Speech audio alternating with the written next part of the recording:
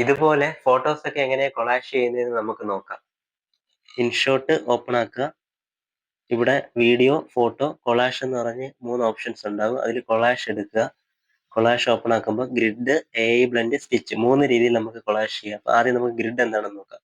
Grid open ആക്കുക. ഞാൻ എടുത്തേക്കുന്ന കുറച്ച് ഫോട്ടോസ് ഉണ്ട്. അത് ഞാൻ സെലക്ട് ചെയ്യുകയാണ്.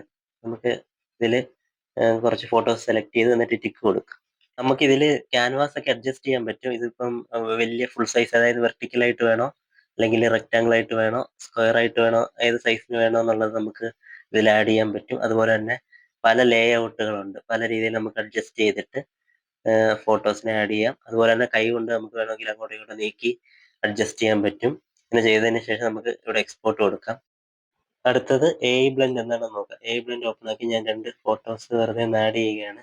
ഇത് കണ്ടില്ലേ, ഇതിൽ കുറച്ചും കൂടി നമ്മുടെ 2 ഫോട്ടോ കൊളാഷ് ചെയ്ത പോലെ തോന്നത്തില്ല. ഇത് നമ്മൾ തംബ്നെയിലൊക്കെ വെക്കുമ്പോൾ കവർ ഫോട്ടോ ഒക്കെ വെക്കത്തില്ലേ, അപ്പോൾ ഒരു ഫോട്ടോ ആയിട്ട് തോന്നിക്കുന്ന രീതിയിലാണ് ഇത് ബ്ലെൻഡ് ചെയ്യുന്നത്. പിന്നെ ഇവിടെ നമുക്ക് ഇതൊക്കെ അഡ്ജസ്റ്റ് ചെയ്യുമ്പോൾ കുറച്ചും കൂടി ആ രീതിയിലായിരിക്കും വരുന്നത്.